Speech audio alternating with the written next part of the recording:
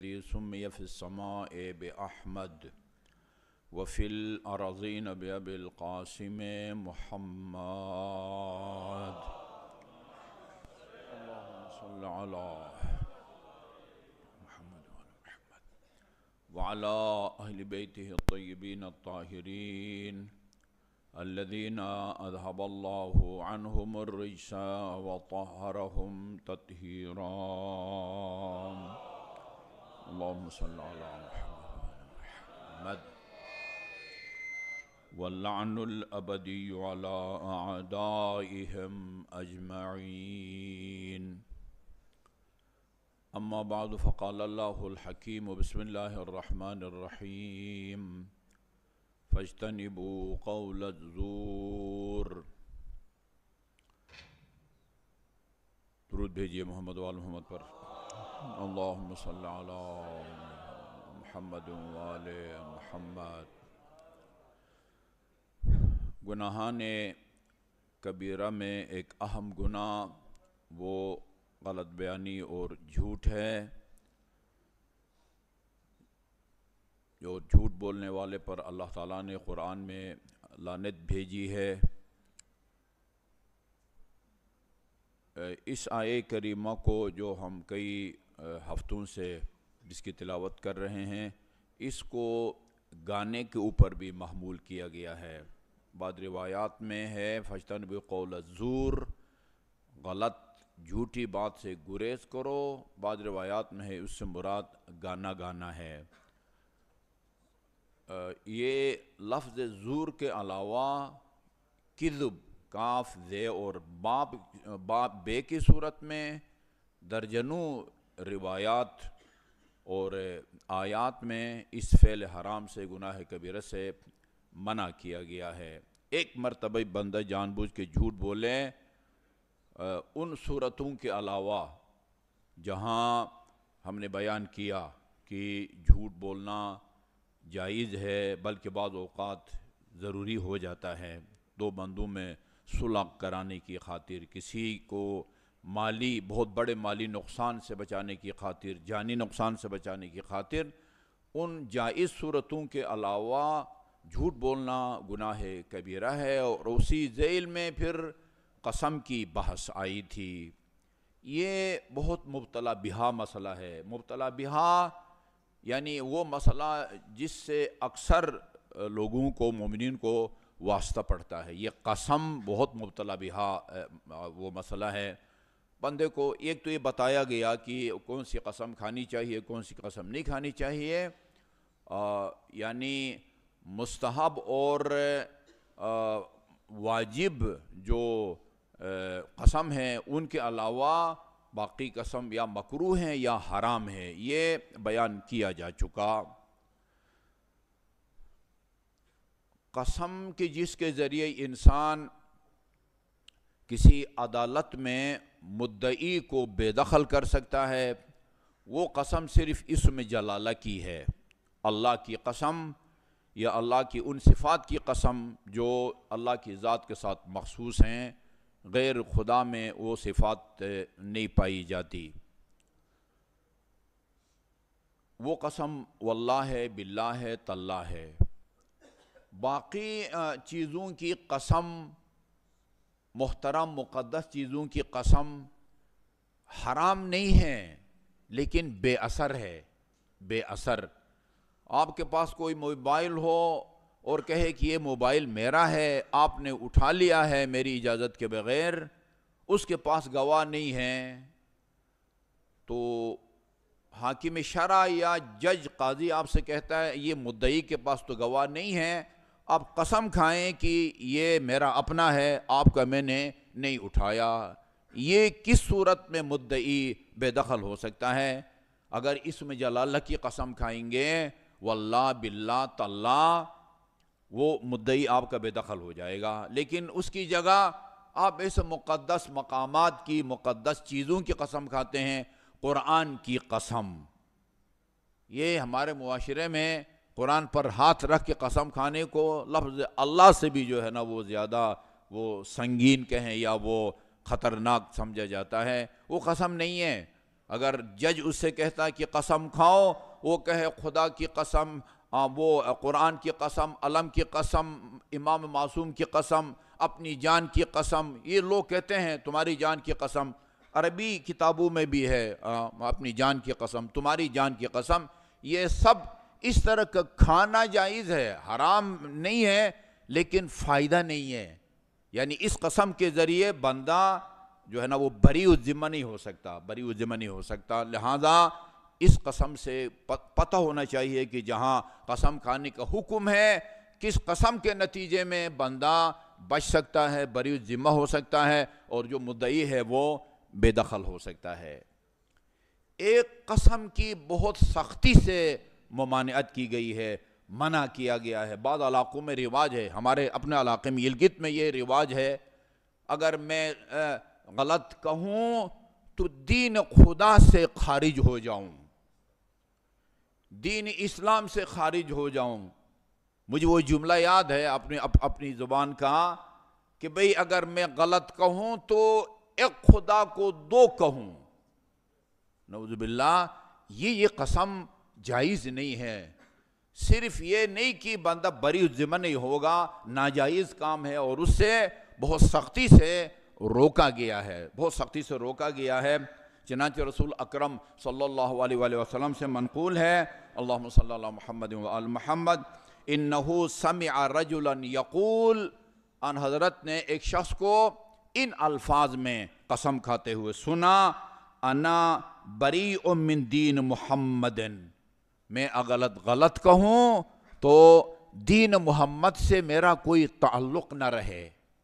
یہ کام تو آپ نے جب سنا فرمایا ویلک، ویل ہو، وائی ہو تمہارے اوپر، بربادی ہو، اذا برئت من دین محمد فعلی دین من تکون، تو اگر دین محمد سے اپنی براءت، بیزاری یا لا تعلقی کا اظہار کرتا ہے، پھر کس کے دین پر مرنا چاہتا ہے؟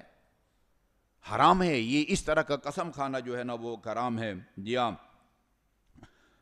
من تکونو فعلی دین من تکونو، فقالا، اس میں یہ روایت کہتی ہے ما کلمہ حتی ماتا، یعنی یہ اس قدر سنگین اور ناپسندیدہ قول ہے یا قسم ہے، رحلت تک، اپنے وصال تک اس بندے خدا سے آپ نے کلام نہیں کیا جس نے یہ قسم کھائی تھی کہ اگر میں غلط کہوں تو جو ہے نا وہ دین محمد سے میں بیزار ہوں یا دین محمد پر میری موت نہ آئے.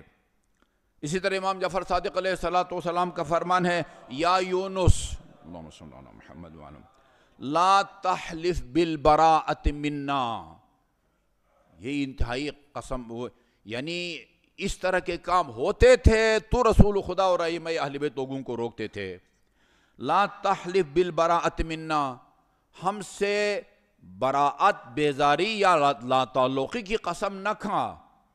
اگر غلط کہوں تو امام سے میرا کوئی تعلق نہ رہے، رسول سے میرا کوئی تعلق نہ رہے، اپنی بیزاری کا اظہار کریں. فمن، یہ بہت انتہائی حساس جملہ ہے، فمن حلف بالبراءۃ منا صادقا او کاذبا، بندہ سچی قسم کھا رہا ہو اپنے خیال میں یا جھوٹی قسم کھا رہا ہو، 100% سچا ہے لیکن ان الفاظ میں اگر ہم سے بیزاری کی قسم کھائے گا، فقط بریء منا، واقعی ہم سے اس کا کوئی تعلق نہیں رہے گا، ہم سے اس کا تعلق منقطع ہو جائے گا اور ختم ہو جائے گا جو اس طریقے سے جو ہے نا وہ قسم کھائے گا. ایک قسم ہے جو ایک نے کئی روایات میں ہے، آیت اللہ دستغیب نے اپنی کتاب گناہان کبیرہ کے اندر اس کو امالی شیخ توسی کا بھی حوالہ دیا ہے اور محج الدعوات کا بھی غالباً حوالہ دیا ہے، امالی صدوق کا بھی حوالہ دیا ہے. اور میں نے ایک دن جمعہ کا مجھے یاد نہیں ہے، یہ نماز ظہرین کے بعد جو مختصر 15-20 منٹ کا درس ہوتا ہے، اس میں عیون و اخبار الرضا، عیون اخبار الرضا سے حوالہ نقل کیا تھا کہ آدمی قسم کھائے کہ اگر میں غلط کہوں تو میں خدا کی قوت اور طاقت سے بے نیاز اور اپنی قوت اور طاقت کا سہارا لیتا ہوں. یہ قسم جان لیوا ثابت ہوتی ہے. میں نے امام حسن مجتبی علیہ السلام کے بارے میں بھی پڑھا ہے. آپ نے یہ قسم کھلائی اور وہ جو قسم کھا رہا تھا، البتہ وہ جھوٹی قسم کھا رہا تھا، لیکن یہاں ہے کہ سچی ہو یا جھوٹی ہو، ان الفاظ میں جو قسم کھائے گا یہ قسم جان لیوا ثابت ہوتی ہے. جان لیوا. وہ ایک شخص نے جو عیون اخبار الرضا میں بھی ہے اور یہ گناہ کبیرہ میں بھی ہے، بہت دفعہ عرض کر چکا ہوں، آج پھر تاکید کروں گا، یہ کتاب قرآن مجید اور مفاتیح الجنان کی طرح ہر گھر کے اندر ہونا چاہیے. ایک جس طرح معراج السعادہ ہے، معراج السعادہ کے بارے میں ایک قم کے معلم اخلاق آیت اللہ حسین مظاہری وہ کہا کرتے تھے، وہ دنیا میں وہ مختلف چیزوں کے کارخانے ہوتے ہیں جہاں مختلف چیزیں بنتی ہیں. کسی کارخانے میں سریا بنتا ہے، کسی میں برتن بنتے ہیں، کسی میں پتہ نہیں کچھ بنتا ہے، شیشہ بنتا ہے. فرماتے ہیں کہ یہ جو معراج السعادہ ہے مرحوم ناراقی کی، یہ انسان سازی کا کارخانہ ہے. اس کارخانے میں انسان بنتے ہیں. انسان پہلے مولانا صفدر حسین مرحوم ہمارے استاد بزرگوار تھے، انہوں نے اس کا خلاصہ لکھا تھا اردو میں، تلخیص جسے کہتے ہیں، عروج السعادہ کے نام سے. ابھی الحمدللہ وہ اسی نام سے معراج السعادہ سے مکمل طور پر اس کا ترجمہ ہو چکا ہے. اس کی ابتدائی بحثیں ذرا مشکل ہیں، نفس اور روح کے بارے میں انہوں نے کی ہے، باقی سب سلیس ہے. سلیس خصوصاً علماء کرام کے لیے، دینی طلباء کے لیے، یعنی ہر وہ جو اخلاقی پسندیدہ یا ناپسندیدہ صفت ہے اس کے بارے میں مکمل درس ہے. مثلا حسد ہے تو حسد کی پہلی تعریف کی ہے، حسد کہتے کسے ہیں، پھر اس کی مذمت میں قرآنی آیات، اس کی مذمت میں مستند اور معتبر روایات، اور آخر میں اس کا علاج، ایک مکمل درس. مثلا غیبت کی تعریف کریں گے، وہ غیبت کا مطلب کیا ہوتا ہے؟ ذکرک اخاک بما اذا سمعہ استکرہہ، اپنے برادر مومن کے بارے میں وہ بات کرو کہ اگر وہ اس کو سن لے تو اس کو ناگوار گزرے، برا گزرے. پھر قرآنی آیات کو پیش کرتے ہیں، سورہ حجرات کی آیت لا یغتب بعضکم بعضا، یا ان الذین یحبون ان تشیع الفاحشۃ فی الذین آمنوا لہم عذاب علیم. قرآنی آیات کو پیش کرتے ہیں. اور پھر روایات تو اتنی زیادہ ہیں، بعض روایات میں کہا گیا ہے الغیبۃ طعام ادام کلاب النار، یہ جو غیبت ہے، برائی، یہ جہنم کے کتوں کی خوراک ہے. جہنم کے کتوں کی خوراک. روایات کو بیان کرتے ہیں. اس کے بعد اسباب کو بیان کرتے ہیں کہ اب بندہ غیبت کیوں کرتا ہے کسی کی، اس کے کوئی اسباب ہوتے ہیں، اور آخر میں علاج. اسی طرح ہر صفت کی، معراج السعادہ کی طرح یہ گناہان کبیرہ، یہ سلیس ہے. یہ سلیس ہے. اس میں بہت ہی سبق آموز داستانیں بھی ہیں. ویسے تو گناہان کبیرہ جو اصل ہے وہ کافی ضخیم، یعنی 1500 صفحات سے شاید زیادہ ہو، لیکن 3 یا 4 جلدوں میں اس کا اردو میں انتہائی سلیس ترجمہ ہوا ہے. ہر گھر کے اندر اس کتاب کو ہونا چاہیے، اور مومنین جب بھی فرصت ملے فہرست دیکھیں، وہ مطالعے کریں.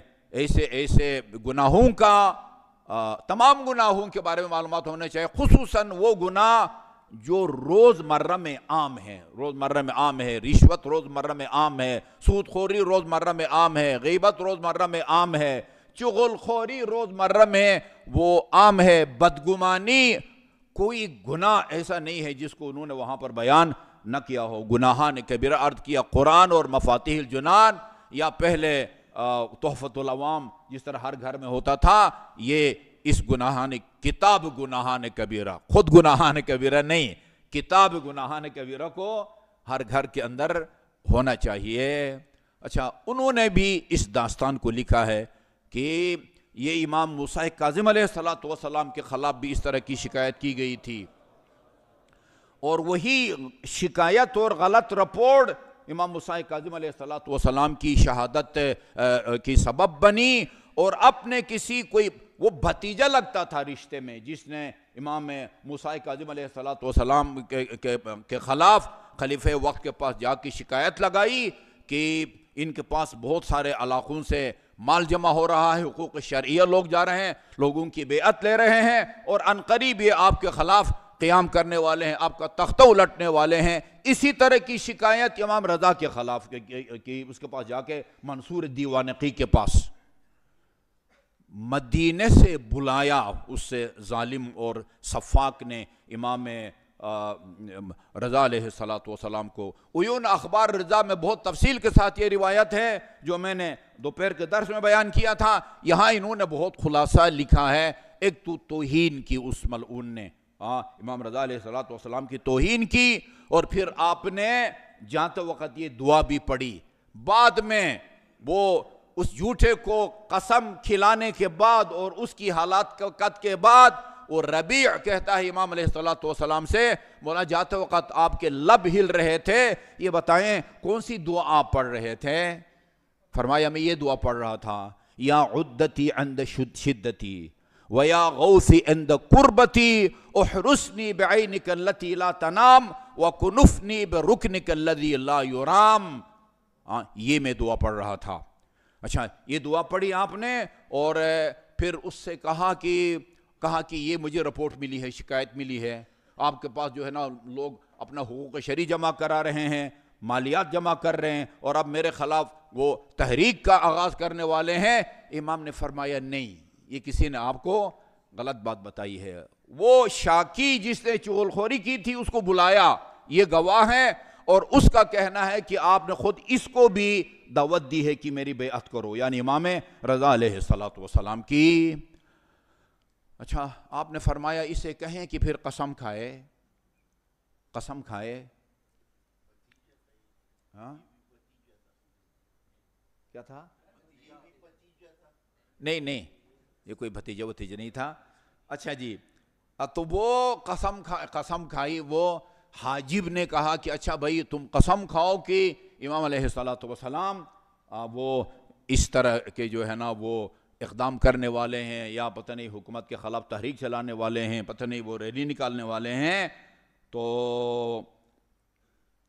اس نے یہ قسم کھائی کہ قسم کھاؤ، کہا واللہ الذی لا الہ ہو الطالب الغالب الحی القیوم۔ یہ ان الفاظ میں قسم کھائی۔ اس کا مطلب ہوتا ہے قسم اس خدا کی جس کے سوا کوئی معبود نہیں ہے، جو طالب ہے، بندوں کے اعمال پر وہ نظر رکھتا ہے، غالب ہے، حی ہے اور قیوم ہے۔ امام علیہ السلام نے فرمایا یہ یوں نہیں، جس قسم میں اللہ تعالیٰ کی شان بیان کی گئی ہو، اس کی عظمت کو بیان کیا گیا ہو، اللہ تعالیٰ وہ حیا کرتا ہے عذاب کے جلدی نازل کرنے میں۔ اللہ تعالیٰ کی تجلیل اور اس کی عظمت کا بیان وہ عذاب کے نازل ہونے میں تاخیر کا باعث بنتا ہے۔ پھر کون سی قسم کھائیں؟ پھر امام نے کہا کہ یہ قسم کھلاؤ، اس کو یہ قسم کھلاؤ۔ یہ بھی عرض کر دوں، عام حالات میں اس طرح کی قسم کھانا صحیح نہیں ہے، روکا گیا ہے، لیکن علماء کرام نے توجیہیں کی ہیں کہ امام کو معلوم تھا کہ اگر یہ قسم نہ کھلاؤں تو یہ جھوٹی قسم کھائے گا اور اس کے نتیجے میں میری جان کو خطرہ ہوگا، تب یہ قسم آپ نے کھلائی ہے۔ کہا کہ اسے کہو کہ یہ قسم کھائے کہ ابرأ من حول اللہ و قوتہ، میں اللہ اور اس کی قوت اور طاقت سے بیزاری کا اظہار کرتا ہوں۔ اللہ تعالیٰ لمحہ بے لمحہ، وہ جس طرح یہ بلب جل رہا ہے، پیچھے سے برقی رو، ایک لمحہ کے لیے ادھر سے مین وہ سوئچ کوئی آف کر دے، یہ سارے حال تاریک ہو جائیں گے۔ اس طرح اللہ تعالیٰ کی طرف سے قدرت ملتی ہے، لمحہ بے لمحہ فیض مل رہا ہوتا ہے، جس کی وجہ سے ہمارے دل کی دھڑکن جاری ہے اور وہ رگوں میں خون کا جریان یا سرکولیشن جاری ہے۔ ایک لمحہ کے لیے خدا اپنا فیض روکے، یہ ساری کائنات دھڑام سے ڈھیر ڈھیر ہو جائے گی۔ اس نے کہا یہ یوں قسم کھائے، ابرؤ من حول اللہ و قوتہ، میں اللہ اور اس کی قوت و طاقت سے بیزاری کا اظہار کرتا ہوں، وَأَلْجَأُ إِلَىٰ حَوْلِي وَقُوَّتِي، اور مجھے اپنی قوت اور طاقت پر اعتماد ہے۔ کس قدر خطرناک ہے یہ قسم، انی صادق فیما اقول، کہ میں جو کچھ کہہ رہا ہوں اس میں سچ کہہ رہا ہوں۔ وہ تھوڑا سا پہلے وہ گھبرایا جھجکا کا کہ پتہ نہیں یہ امام اس قسم کو نہیں مان رہے، اس قسم کو مان رہے ہیں، اس میں میرے لیے کوئی خطرہ ہو، لیکن جب اس کی طرف سے دباؤ بڑھا، یہ قسم کھائی، قسم کا آخری جملہ ختم ہونے والا تھا، اسی وقت زمین پر گرا اور امام اور منصور کے سامنے تڑپ تڑپ کے جان دے دی اس بندے خدا نے۔ امام حسن علیہ السلام کے بارے میں بھی میں نے وہ یہ پڑھا ہے، یہ قسم بعض اوقات جان لیوا ثابت ہوتی ہے، بعض اوقات یہ اس طریقے سے جو ہے نا وہ قسم کھانا۔ قسم کہاں کھائی جا سکتی ہے، کہاں نہیں کھائی جا سکتی، وہ بھی معلوم ہونا چاہیے انسان کو۔ قسم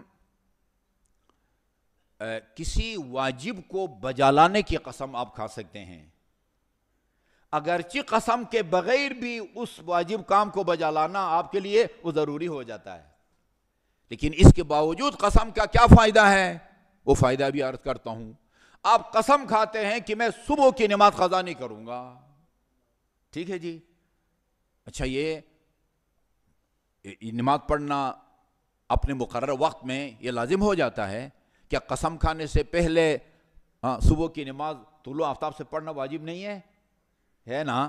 قسم کھاتے ہیں کہ میں پابندی سے نوافل پڑھوں گا، ساری زندگی پڑھوں گا، یا کم از ایک مہینے تک وہ جو نوافل 34 رکعات ہیں ان کو قضا نہیں کروں گا، یہ قسم کھا سکتے ہیں۔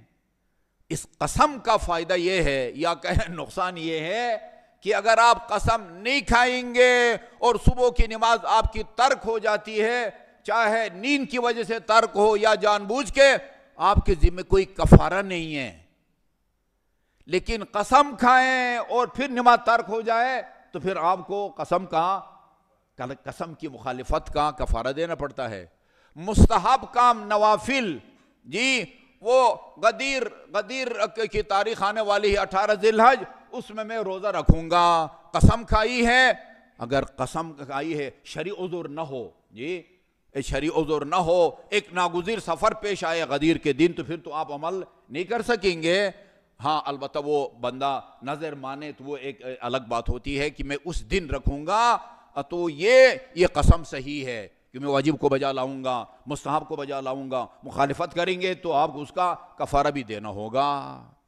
حرام کام کو ترک کروں گا، حرام کام کو، اچھا جی آپ قسم کھائیں یا نہ کھائیں، غیبت کرنا حرام ہے، لیکن اگر غیبت نہ کرنے کی قسم کھائیں آپ، ایک ہفتے تک یا ایک مہینے تک، چلیں جی فی الحال ساری زندگی شاید وہ پابندی نہ کر سکیں، ایک ہفتے تک یا ایک مہینے تک میں کسی کی غیبت نہیں کروں گا، قسم سے پہلے بھی غیبت حرام تھا، گناہ کبیرہ تھا، اور قسم کے بعد بھی گناہ کبیرہ ہے۔ اب قسم کا فائدہ یہ ہے کہ اگر آپ کریں گے آپ کو کفارہ دینا پڑے گا، جہاں گناہ کے مرتکب ہوں گے آپ کی نیکیاں اس بندے کے اعمال منتقل ہوں گی جس کی آپ نے غیبت کی ہے، وہاں آپ کو اس کا کفارہ بھی دینا پڑے گا۔ حرام کام کو کرنے کی قسم جائز نہیں ہے، نہ صحیح ہے۔ قسم کھائے ایک آدمی کہ میں آج نماز نہیں پڑھوں گا، یہ صحیح نہیں ہے۔ قسم کھائے کہ وہ حج مجھ پر تو واجب ہو گیا ہے لیکن اس سال نہیں جاؤں گا، بابا پہلی فرصت میں آپ مستطیع ہو گئے ہیں، جی 13 لاکھ روپے آپ کے پاس آ گیا ہے، اس کو حج پہ لگائیں گے کہ آپ کی معیشت پر کوئی اثر نہیں پڑے گا، اسی سال جائیں، اسی سال۔ اگر قدرت کے باوجود بغیر کسی شرعی مجبوری کے نہیں جائیں گے، رسول اسلام نے فرمایا اس کو کہا جاتا ہے مت ان شئت یہودین او نصرانیہ، تمہاری مرضی ہے عیسائی کی موت مرنا چاہتے ہو یا یہودی کی موت مرنا چاہتے ہو، اسلام کی موت تو نہیں مرنا چاہتا۔ قسم کھائے کہ میں اس سال نہیں جاؤں گا، یہ قسم صحیح نہیں ہے۔ قسم کھائے کہ میں اپنے فلان رحم، ماں باپ بہن بھائی چاچا ماموں بھانجا بھتیجا ان سے بات نہیں کروں گا، یہ بہت ہوتا ہے، یہ قسم بیکار ہے، یہ قسم صحیح نہیں ہے۔ میں ان کے گھر نہیں جاؤں گا، بھائی کے گھر نہیں جاؤں گا، بہن کے گھر نہیں جاؤں گا، والدین کے پاس نہیں جاؤں گا، بابا یہ فعل حرام کی قسم کھا رہے ہو، یہ قسم صحیح نہیں ہے۔ بندے کو پتہ ہونا چاہیے کون سی قسم صحیح ہے اور کون سی قسم صحیح نہیں ہے۔ اللہ تعالی ہمیں اس برائی سے اور اس کے نقصانات سے، دنیاوی اور اخروی نقصانات سے بچنے کی توفیق عطا فرمائے۔ اعوذ باللہ من الشیطان الرجیم، بسم اللہ الرحمن الرحیم۔ والعصر ان الانسان لفی خسر الا الذین آمنوا وعملوا الصالحات وتواصوا بالحق وتواصوا بالصبر۔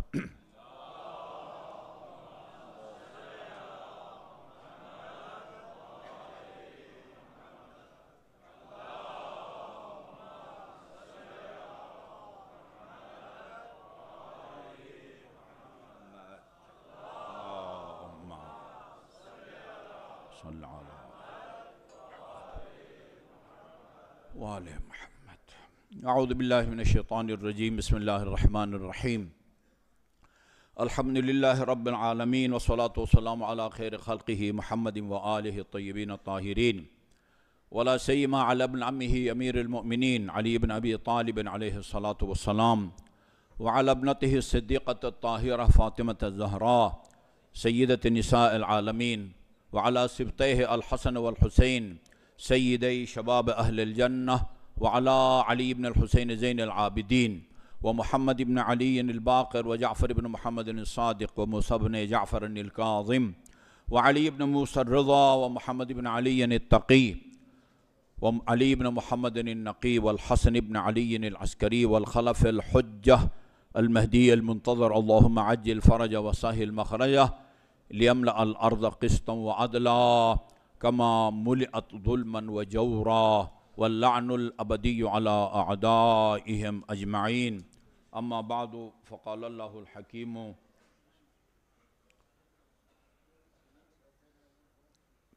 بسم الله الرحمن الرحيم إنما يوفى الصابرون أجرهم بغير حساب۔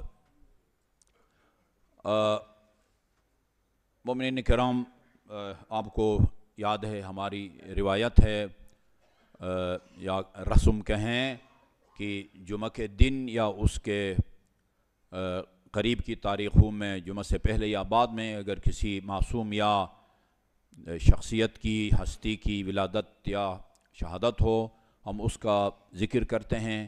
ابھی 2-3 دن پہلے ہم نے شریکۃ الحسین اور صدیقہ صغریٰ جناب زینب کبریٰ علیہ السلام کی ولادت منائی ہے۔ ان کا حق اور ہمارا فرض بنتا ہے کہ اس مکرمہ اور معظمہ کا تذکرہ ہو، کیونکہ وہ پتہ نہیں کسی شعر کا ہے، اگر زینب کبریٰ نہ ہوتی تو کربلا میں رہ جاتی۔ یہ جو واقعہ کربلا رنگ لایا ہے، اس میں جناب زینب کبریٰ اور امام زین العابدین کے وہ صبر و استقامت اور ان کے وہ خطبات کا جو ہے نا یہ اثر ہے۔ اس سے پہلے عرض کر چکا ہوں کہ جناب زینب کبریٰ کا نام اللہ تعالیٰ نے رکھا ہے، امیر المومنین کا نام بھی اللہ تعالیٰ نے رکھا ہے، خاتون جنت کا نام بھی اللہ تعالیٰ نے رکھا ہے، اور جناب زینب کبریٰ کا نام بھی اللہ تعالیٰ نے رکھا ہے۔ فضائل بعض کسبی ہوتے ہیں اور بعض وہبی ہوتے ہیں۔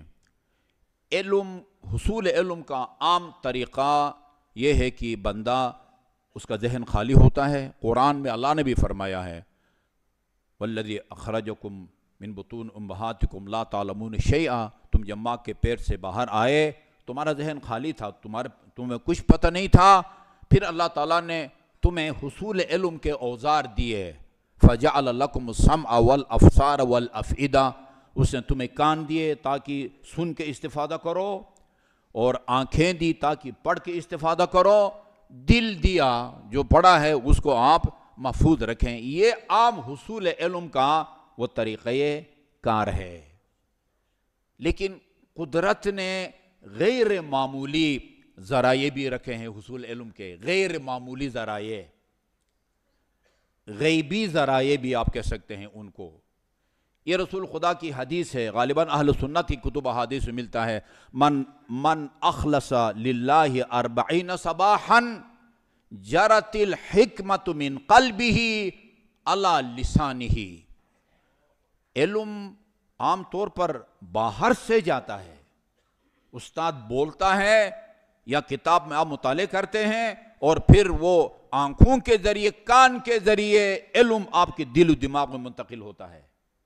لیکن یہ حدیث کہتی ہے من اخلص للہ 40 صباحا، جو 40 دن تک 100% خالصتاً للہ اللہ تعالیٰ کی عبادت کرے۔ جملہ بہت وزنی ہے، جرت الحکمت من قلبہ علی لسانہ، علم اس کا باہر سے نہیں جاتا، دل سے علم اور حکمت پھوٹتے ہیں اور پھوٹ کے زبان پر جاری ہوتے ہیں، زبان پر جاری ہوتے ہیں۔ یہ وہ بی بی ہے کہ جس کو امام حسین نے اپنے آخری وداع کے موقع پر کہا تھا کہ بہن زینب مجھے اپنی دعائے شب میں، دعائے نماز تہجد میں فراموش نہ کرنا۔ 40 دن جو خالصۃ للہ اللہ تعالیٰ کی عبادت کرے، حکمت کے چشمے اس کے دل سے پھوٹتے ہیں اور اندر سے باہر نکلتے ہیں۔ عام طریقہ علم باہر سے، معلومات باہر سے اندر کی طرف منتقل ہوتے ہیں، یہ حدیث کہتی ہیں دل سے چشمے پھوٹتے ہیں علم الحکمت کے اور زبان پر وہ جاری ہوتے ہیں۔ اور میرے خیال میں سب سے بڑی فضیلت اس مکرمہ اور معظمہ کی وہ ہے جو امام معصوم نے بیان کی ہے۔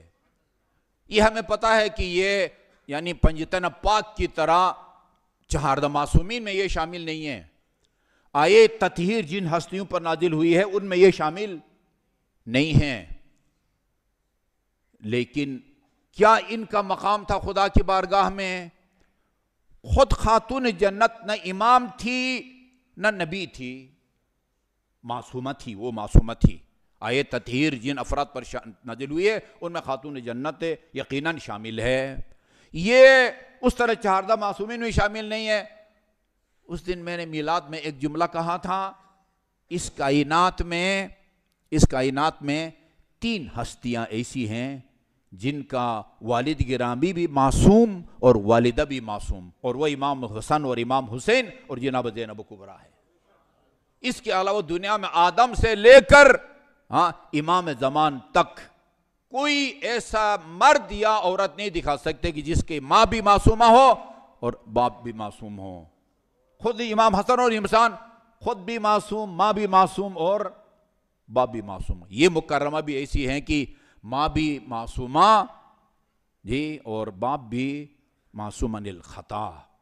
انبیاء پر وحی نازل ہوتی ہے، وہ نبی ہوتے ہیں۔ اچھا، ہماری روایات میں خاتون جنت کے، ہماری روایات کے مطابق اللہ کے نزدیک خاتون جنت کے 9 نام ہے۔ اللہ ان عند اللہ، امام جعفر صادق کا فرمان ہے، خدا کے نزدیک خاتون جنت کے 9 نام ہیں۔ فاطمہ ہے، زکیہ ہے، راضیہ ہے، مرضیہ ہے، بطول ہے، عذرا ہے، محدثہ ہے۔ محدثہ یعنی جس سے فرشتے آ کے ہم کلام ہوتے ہیں۔ پہلے بھی عرض کیا، ایک مولانا صاحب نے یہ کہا تھا یہاں پر، اس بیچارے کے خلاف FIR کٹ گئی کہ انہوں نے محدثہ کہہ دیا ہے، یہ ختم نبوت کے منکر ہو گئے۔ پھر ہمارے یہ ٹرسٹی کچھ حضرات یہ حوالے لے کے گئے کہ وہ آپ کی کتابوں میں حضرت عمر کے بارے میں لکھا ہوا وہ محدثت ہے، اب ختم نبوت جو ہے نا اس کے منکر نہیں ہو جاتے اور ہم منکر ہو جاتے ہیں اگر خاتون جنت کو ہم نے وہ محدثہ کہہ دیا۔ وہ خاتون تو ویسے بھی نبی نہیں بن سکتی۔ حضرت مریم کے بارے میں آپ کا کیا خیال ہے، جس میں قرآن میں اللہ تعالیٰ نے ان کی وہ عصمت کا جو ہے نا وہ اعلان کیا ہوا ہے؟ وہ کہتے ہیں وہ ہماری آنکھ کا تنکا نظر آتا ہے، اپنی آنکھ کا شہتیر نظر نہیں آتا۔ یہ جملہ امام زین العابدین کا ہے۔ اس سے بڑی فضیلت اس وقت میرے ذہن میں نہیں ہے۔ فرمایا انت الحمدللہ یا اما عالمۃ غیر معلمہ وفہمۃ غیر مفہمہ، وہ آپ عالمہ ہیں کہ جس کو کسی نے علم پڑھایا نہیں ہے، وہ فہمہ ہے وہ دین کی وہ سمجھ اور بوجھ رکھنے والی ہے کہ جس کو دین کسی نے یہ کیا مقام اور منزلت ہے یہ 40 دن خالصۃ اللہ عبادت کے نتیجے میں دل کے اندر علم اور حکمت کے چشمے پھوٹتے ہیں. یہ یقیناً ان افراد میں شامل ہیں جناب زینب کبریٰ.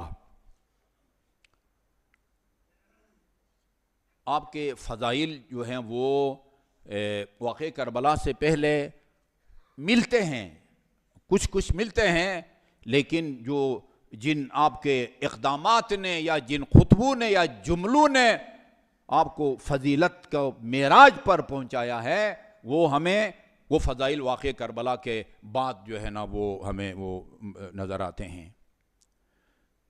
آیت اللہ محمد حسین کاشف الغطاء، ان کی ایک چھوٹی سی کتاب ہے السیاست الحسینیہ. اس کے اندر انہوں نے لکھا ہے کہ جب امام حسین علیہ السلام شہید کیے گئے تو جناب زینب کبریٰ آپ کے نازنین بدن کے پاس گئی اور تلواروں، نیزے کے ٹکڑوں اور پتھروں کے نیچے سے بھائی کے بدن کو نکالا. ہر طرف سے دشمن دیکھ رہا تھا کہ ابھی دیکھتے ہیں علی کی بیٹی کیا کرتی ہے، بال نوچتی ہے، گریبان چاک کرتی ہے، جی سر پر خاک ڈالتی ہے.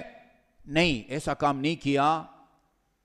سنتے رہتے ہیں لیکن یہ کوئی آسان کام نہیں ہے جو علی کی شیردل بیٹی نے کیا ہے.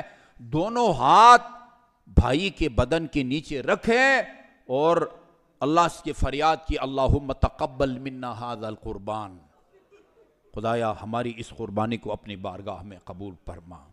یہ میں ابھی پڑھ کے آ رہا ہوں، وہ شیخ باقر شریف قرشی جنہوں نے تقریباً 14 معصومین کے بارے میں بڑی بڑی کتابیں لکھی ہیں. امیر المومنین کے بارے میں ایک سے زیادہ جلدیں، امام حسن کے بارے میں کئی جلدیں.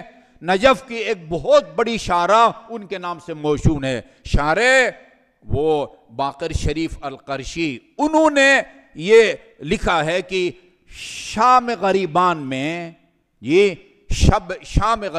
میں علی کی بیٹی نے خدا کا شکر ادا کیا، خدایا تیرا شکر ہے کہ تو نے مجھے اور میرے بھائی حسین کو اپنے دین کی خدمت کی توفیق دی.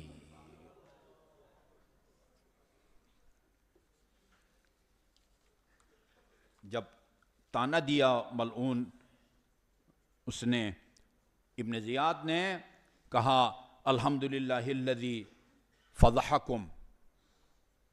لفظ بہت سنگین ہے، نقل کفر نباشت، لیکن حقیقت کو بیان کرنے کے لیے میری مجبوری ہے اس کا ترجمہ کروں.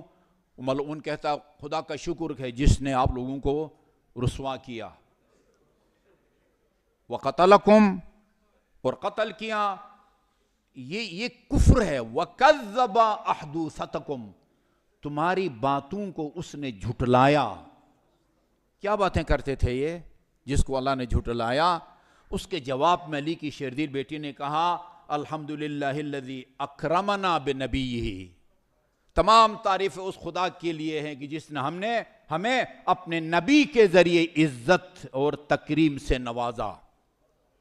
وَطَهَّرَنَا مِنَ الرِّجْسِ تَطْهِيرًا، اور ہمیں ہر قسم کے رجس اور پلیدی سے دور رکھا. انما یفتضح الفاسق، رسوا فاسق ہوا کرتا ہے اور فاجر آدمی کو جھٹلایا جاتا ہے. وہ غیرنا یبن مرجانا، مرجانا کے بیٹے وہ ہم نہیں ہیں، وہ کوئی اور ہوگا. تو فاسق اور تو فاجر ہے.